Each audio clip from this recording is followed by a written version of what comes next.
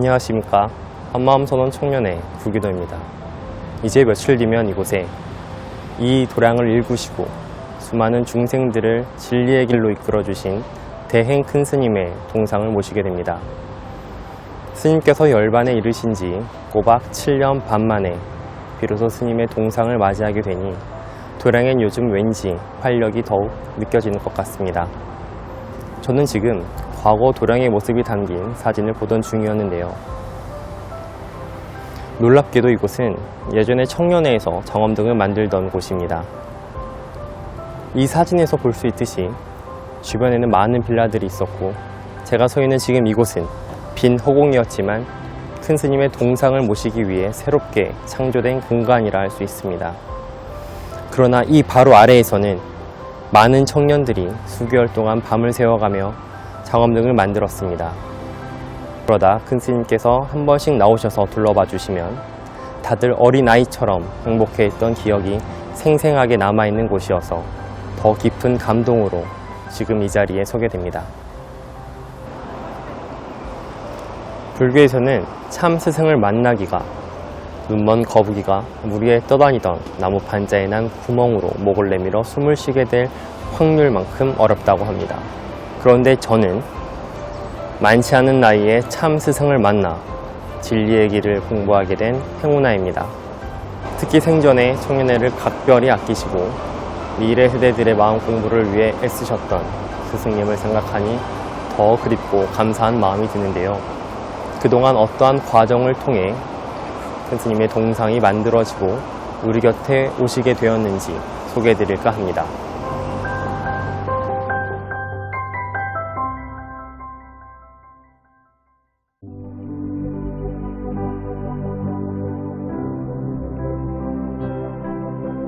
한마음 선언을 창건한 대행선사는 일평생을 오롯이 사람들의 내면에 본래 갇혀져 있는 근본인 한마음을 발현할 수 있도록 이끌어 주었다.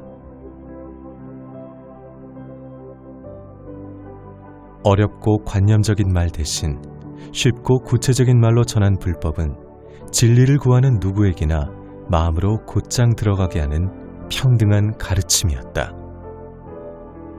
법문을 듣거나 본 지 한 1초도 안 돼가지고 나를 얼른 보게 되고 내가 무엇을 잘못하고 있는지에 대해서 계속 점검하게 하는 그런 식의 것이 큰 스님 법문이 아닌가. 법문이라고 하기 어렵고 그냥 마음을 그냥 훅 하고 주시는 듯한 느낌입니다. 제 인생관을 바꿔주신 분이다. 어떻게 살아야 하는가 하는 방법을 이제 길을 열어주신 분이다. 그렇게 생각을 하죠. 당신의 불성이나 내 불성이나 둘이 아니에요. 그런 까닭에 자기 불성이 있는 이상 자기 주인공이라고 하는 게 이제 불성이라고 하는데 주인공에다 움직이지 않고 에너지를 배출할 수 있는 그런 신봉과 같은 거죠. 그러니까 당신은 수레와 같아. 그러니까 모든 거는 신봉한테 맡겨요. 저한테 불교는 항상 늘 하소서 이걸로 끝났던 것 같아요. 근데 지금 여기 선원 다니면서는 혼자서도 할 수 있는 공부가 뭔지를, 그리고 생활 속에서 그게 어떻게 적용이 될 수 있는지, 내가 어떻게 체험을 할 수 있는지 그런 것들을 자꾸 하나씩 배워가니까 재밌고, 또한 기복불교에서 벗어나 생활을 수행의 재료로 삼아 자기의 마음을 닫고 성장해가는 마음 공부의 기쁨을 일깨웠으니 많은 이들이 부처님의 가르침을 직접 실천하고 알아가는 보람을 느꼈다. 아무리 이 물질을 가지고 여기 부처님 형상이 계시면은 집이 형상이 이 부처님 형상을 믿고 이런다면 안 돼요. 그거는 에너지가 배출될 수도 없고 에너지가 공급될 수도 없어요. 그러니까 집이가 형상도 부처님 형상과 둘이 아니요, 마음도 둘이 아니요, 생명도 둘이 아니라 이거예요. 그래서 주인공이라고 한 거예요. 법당에 들어오나 나가나 들어가나 항상 같이 하는 거. 그 큰 스님은 저를 완전히 변화시키셨다는 생각이 듭니다. 예전에는 그래서 끊임없이 저 자신을 이제 닦아 세우는 식으로 살았었는데 큰 스님 법문을 만나고 나서는 어떤 눈에 거슬리는 뭐가 보이면 저건 내 스승으로 오셨네. 그래갖고 얼른 이제 큰 스님 법문이 마음에 들어오면서 그것을 정리를 해가지고 하나가 되면 그 전에 살짝 불편했던 게 바뀌는 거잖아요. 바뀐 것이 주는 그 행복감이랄까, 감사함이랄까, 이런 것이 차곡차곡 쌓여가는 것 같아요. 이처럼 스님의 가르침에 감응한 이들이 출가자로, 재가자로 구름처럼 모여들어 선원의 외향적 규모는 폭넓게 성장해왔다. 동시에 선원은 도심 속의 수행도량으로서 현대 불교에 나아갈 방향을 제시하고 그 위상을 드높였다. 하지만 이것은 모두 고통에서 벗어나 자유인으로 살아가는 길을 평생을 두고 일러주신 선사의 대자비심에 인한 자연스러운 결과일 뿐이라고 사람들은 말한다. 마음으로 들어가서 심성통신이 되면은 미래, 과거, 현재 이 3세를 하나로 해서 미래의 것도 앞으로 100년, 수백 년 후에 과학도 끄집어낼 수가 있다. 98년에 그런 본문을 쭉 하셨는데 이제 22년이 지난 이 시점에서 그 본문들을 다시 펴놓고 이제 읽어보면은 큰 스님은 미래 세계에도 현재와 같이 하나로 깨뜨려 보고 계신다. 대형 스님은 모양은 비구니 스님, 그 단순 비구니 스님으로 생각한다 그러면 그건 착각이고 이 시대의 살아 계셨던 선지식이다 저는 그런 생각합니다. 왜 그런 생각을 하느냐면 수행자가 제대로 수행을 하면 지혜가 일어나게 되어 있고 지혜와 동시에 자비가 일어나게 되어 있습니다. 만약에 지혜가 없고 자비가 없다 그러면 그건 수행이 아니에요. 말만 수행을 했다 그러겠죠. 그런데 스님으로서는 정말 당신 스스로 수행한 바를 법문으로 또 글로 또 다른 여러 가지 형태로 그걸 하셨는데 심지어 현대불교신문까지 가지가지 방법으로 부처님 법을 알려야 되겠다는 그런 걸 하신 걸 보면 아마 건세 사시다가 가셨던 비구니 스님으로서는 그 이상 일을 하신 분이 없지 않을까. 일을 많이 하셨다고 해서 존경하는 것이 아니고 정말 바르게 수행했고 바른 지혜를 얻었고 바른 지혜를 아무 그거 없이 다 나누어 주었다. 아낌없이 나누어 주었다. 그런 면에서 아마 그런 선지식이 나로서는 한국에 한 100명만 더 나온다 그러면 한국 부유가 달라졌을 거다. 스님만 한 그의 위상을 가진 선지식이 거기에 무슨 비구니가 있겠어요? 아무리 오묘한 법을 깨친다 하더라도 중생과 더불어서가 아니면 도가 될 수 없고 아무리 드높은 경지를 체달한다고 해도 눈물이 없는 것이라면 나는 따르지 않겠다.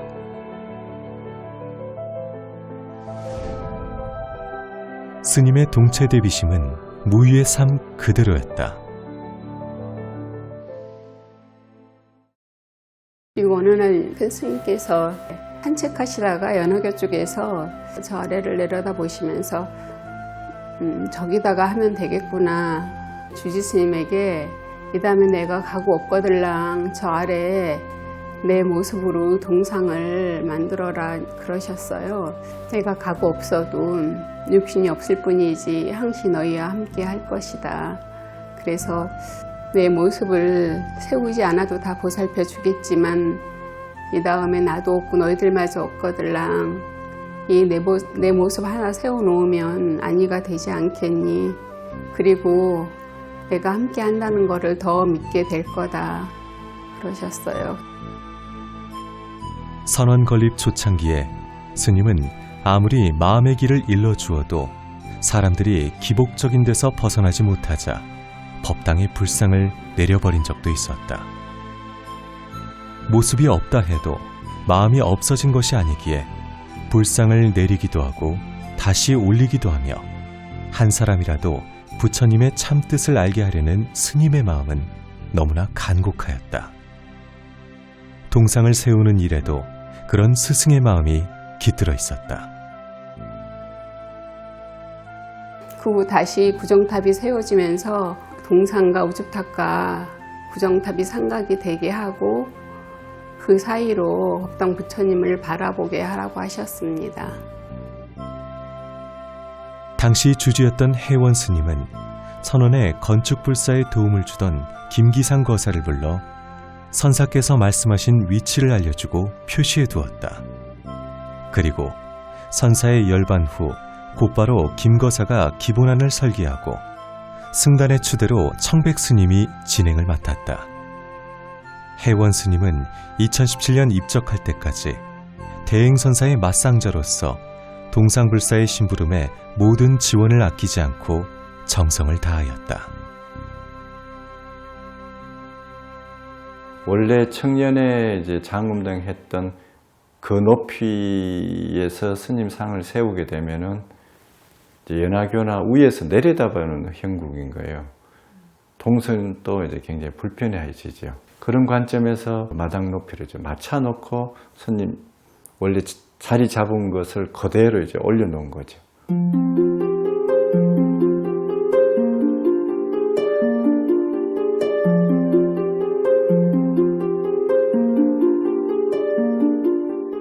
그렇게 했는데 건물 위에 스님 상이 있는 거예요.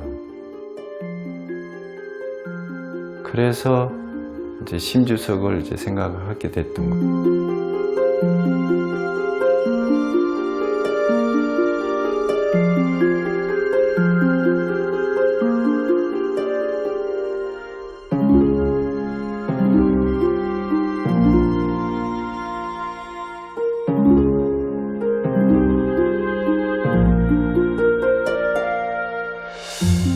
그리고 이제 화엄석이나 좀 가르침 속에서 표현을 이제 거기에 녹여 넣으려고 이렇게 노력을 했던 거죠.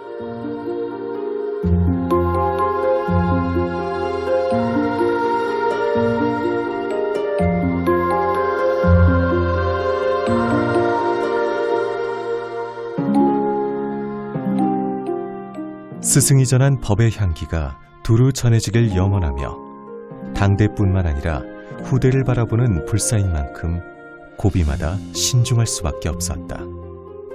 게다가 스승의 원력으로 세워진 이 도량의 흐름을 유지하면서 조화를 이루기 위해 제자 스님들의 고민은 깊어만 갔다.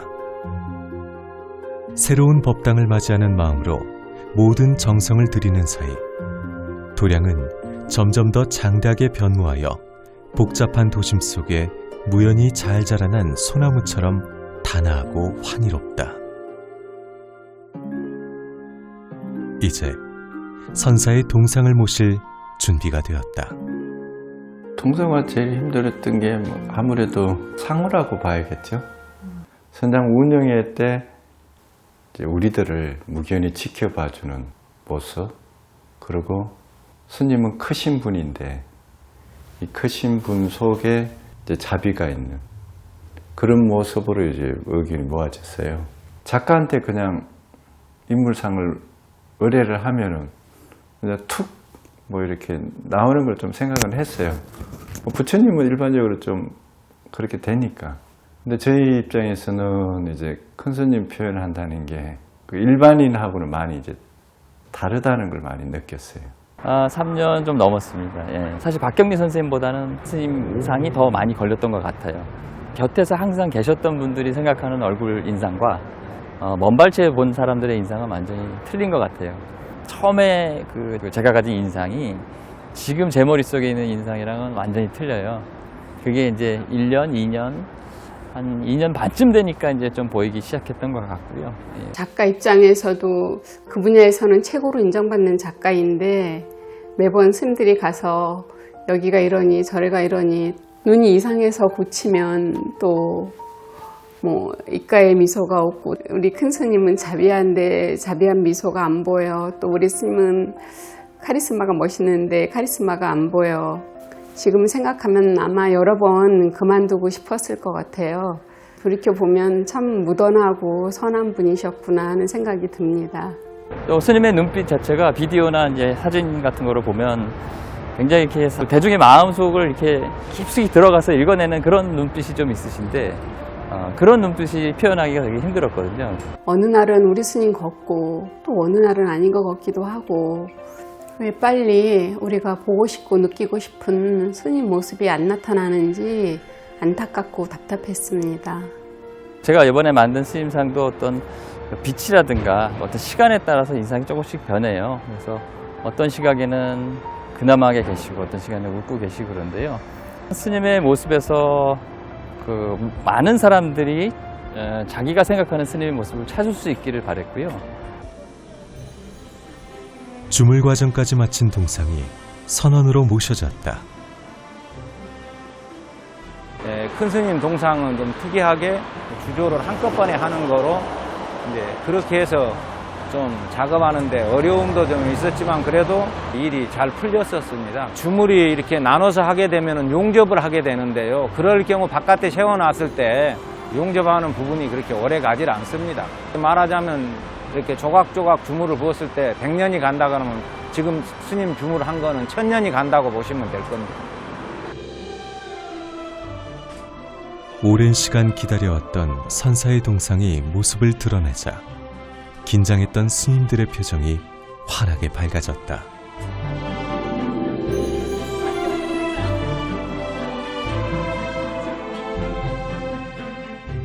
하지만 청백 스님의 표정은 여전히 무겁기만 하다. 제 입장에서 어쨌든 100%를 하고 싶잖아요. 시간도 오래 갔으니까. 그런데 이제 우리가 스님을 대하는 그 마음이 어떤가에 따라서 동상은 이제 완성이 아닌가.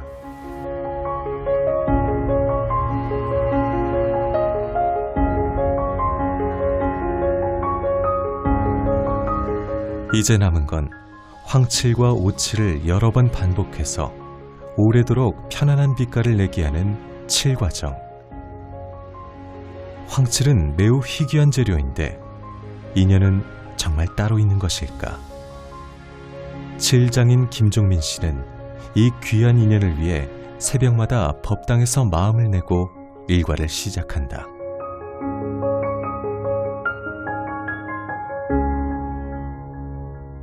제가 이 작업한 지 한 40년 됐어요. 만 40년 됐는데 제 작업하는 일 중에서 최고 중요한 일을 하게 됐습니다. 제가 12~13년 전에 황칠을 제가 직접 채취를 했어요. 1년 동안요. 뭐 어디 쓰겠다는 목적도 없고 그 채취를 해서 워낙 귀하고 근데 여태까지 가지고 있던 게 큰 스님 동상에 쓸 수 있는 기회가 왔습니다.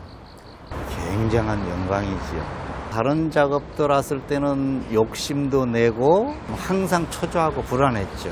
근데 여기는 그 스님 말씀에 몰락 내려놓으라는 말이 와 닿아서 생각을 바꾸니까 그때부터 상당히 마음도 편안해지고 공장에서 보통 주물을 하다 보면은요 이렇게 거친 말도 하고 그러는데 큰 스님 동상 하면서는 그런 게 좀 많이 없어졌어요. 사실상 네, 온순해졌다 그럴까요?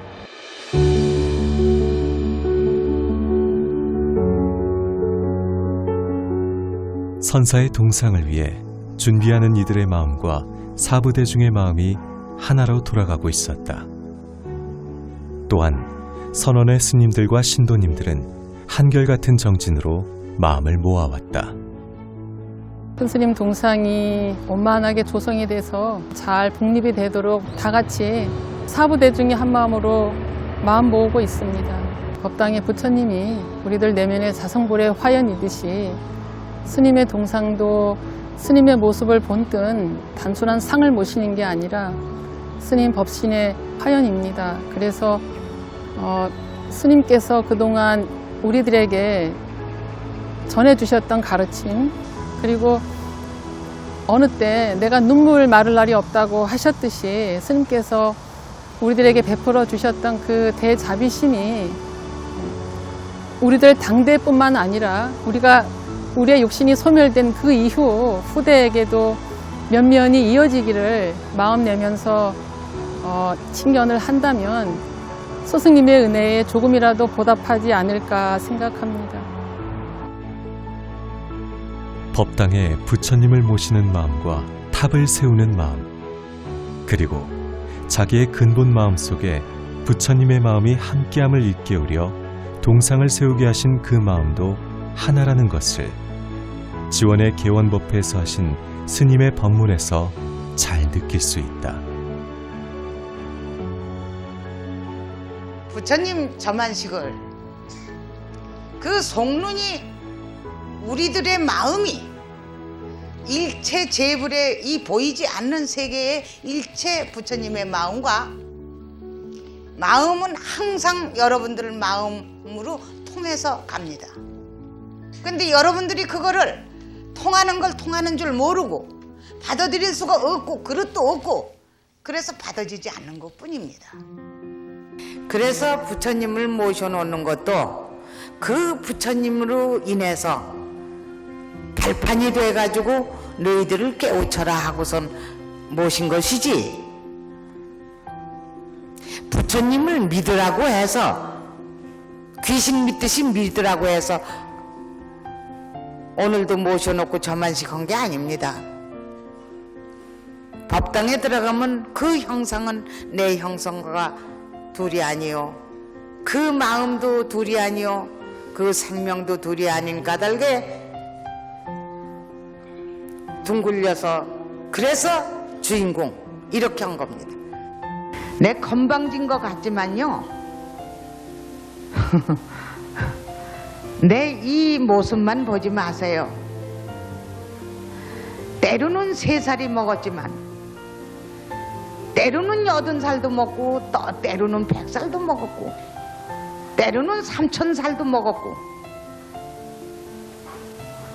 나이가 3만 아니 수억 광년을 살아온 늙은이와 같기도 하고 이렇게 화해서 변해서 움직이고 있어요.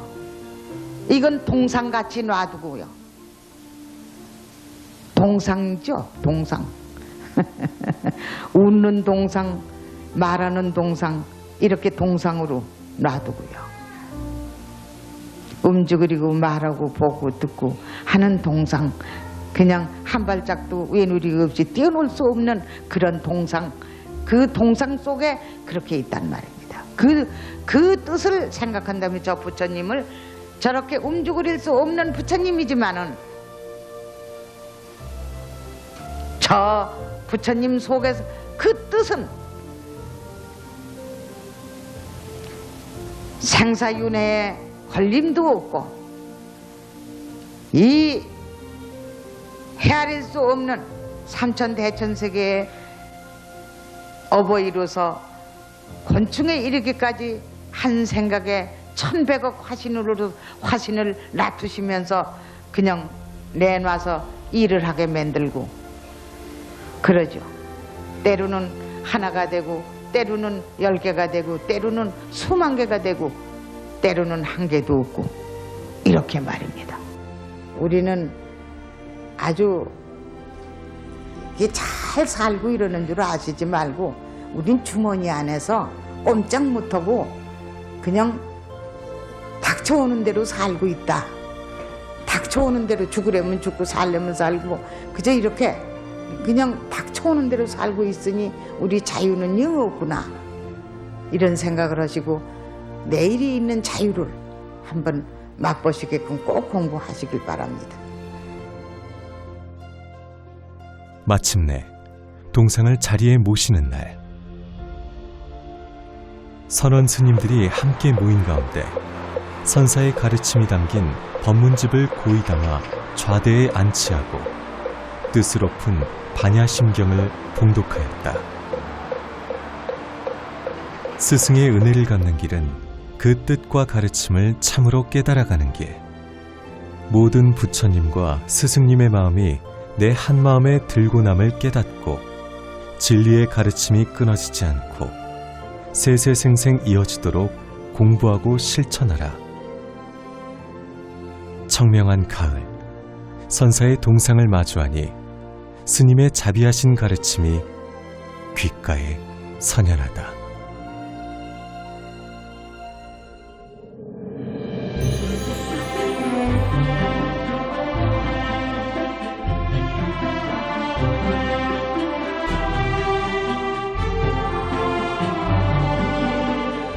이제 여러분이 그토록 기다리시던 대행선사를 동상으로 남아 뵐 수 있는 제막의 순서가 돌아왔습니다. 네, 휘장 내립니다. 네, 대행선사께서 우리 앞에 모습을 드러내셨습니다. 일체의 것에 물들거나 집착하지 않는 대장부가 되어라 하시던 스님의 사자후가 들리는 듯하고 주장자를 잡고 위풍당당한 모습으로 우리 앞에 놔두시니 감개무량한데,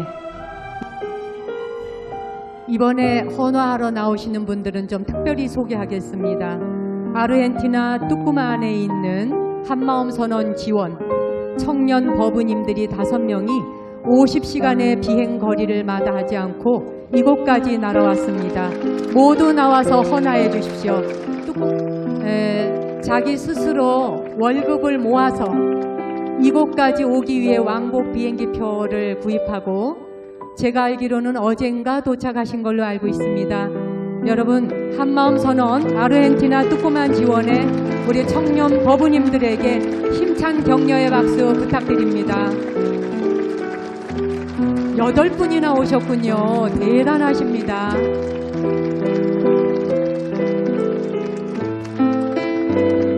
스님께서 얼마나 기뻐하시는지 아마 여러분이 가슴으로 느끼실 것입니다. 50시간의 비행거리를 마다하지 않고 오셨다는 말씀에 제가 너무 감격스럽습니다. 도대체 법이라는 것이 우리 인간의 마음을 얼마나 깊이 사무치게 하는 것인지 이분들을 보니까 또다시 느껴집니다. 자신들의 용돈을 다 모아서 오늘 여기 오기 위해 얼마나 긴 시간을 비행해 왔는지를 생각하니 정말 너무도 감격스럽습니다. 고맙습니다. 여러분, 큰 박수 한 번 더 보내주십시오.